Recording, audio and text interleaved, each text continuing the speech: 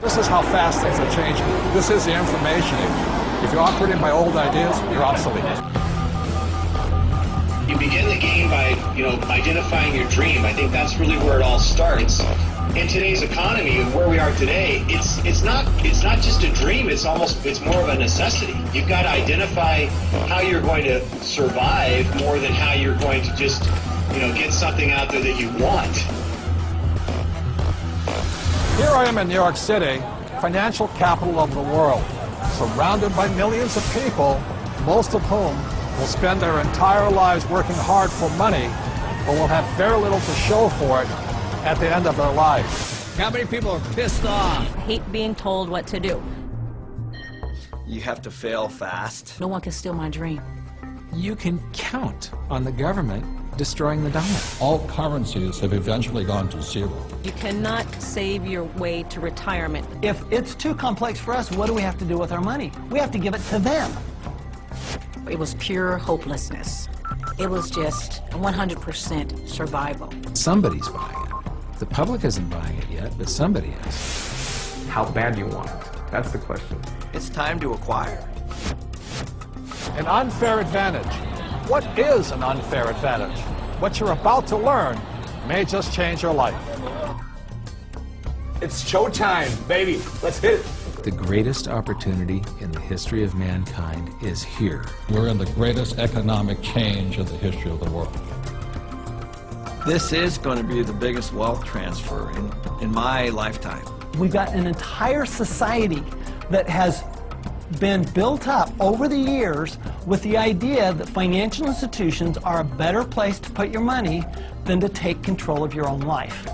If you have a solid financial education, taxes, debt, inflation, and retirement can make you richer, not poorer. The rich will get richer, and the poor and middle class, gone. I was around my brother who was a part of a gang, who ran a gang, and that's a lot like running a business. Most people run from problems, and the truth is that's where the opportunities are. This really is a perfect financial storm. So I am optimistic about the future. It's going to crash. The next big economic boom will not be from the internet or China or India, but will be from empowering women. A big part of success is failing so many times that you learn and learn and learn your lessons. Robert says all the time that if you're not being successful, it's because you're not making enough mistakes. People think that cash is like a safe place to be, a place to park your purchasing power. And I think cash is the worst investment that you can have. And if you follow an economist, you're in trouble. Okay, you want to have barely enough income to survive if you're lucky.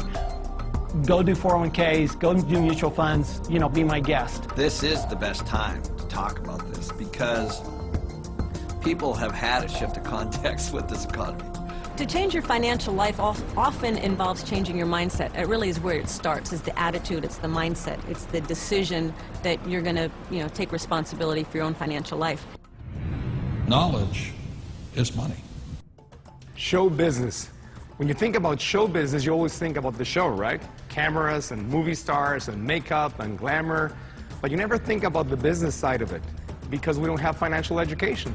And I didn't learn that until 20 years down the road in my career. And now, I'm not only an expert in the show part of it, but I'm becoming an expert on the business side of it. Business is about production. We can produce our way out of any problem. I was probably age 8 when I started thinking about millions.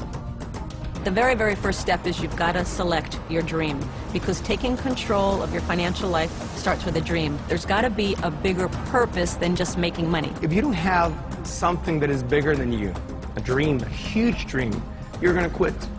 Your friends and who you hang out with, whether you're a child or whether you're an adult, will dictate your destiny and your future. And so you have to be picky and choose your surroundings very carefully. It's creativity. It's brainstorming. It's being around like-minded people. People have so many emotions attached to money. And it might be because of how their parents thought about money, or an experience they had around money that, they think it's evil, or they think rich people are bad people, and all of this stuff. But if you just break it down, money is just a tool to be used in this world. Everybody today uses money, like it or not. The absolutely fastest way to put money in your pocket is to reduce your taxes. Gold and silver have been the safe haven asset for every second of the last 5,000 years. My real estate that we own, you know, through depreciation wipes out most of our taxable income. You know, it just makes so much sense to me, you know, and it's so much easier. I went to war to fight for capitalism. I fought for the freedom for a person like me who had nothing, to work hard, to use my brains, and to build a better life for myself and many other people. The problem isn't capitalism. The problem is laziness. People who expect something for nothing. The problem is greed. People who take more than they give. And the problem is ignorance, an education system that thinks that money is the root of all evil. It's ignorance, it's financial ignorance that has caused so much of this problem, not capitalism. It's not just a dream, it's more of a necessity. You've got to identify how you're going to survive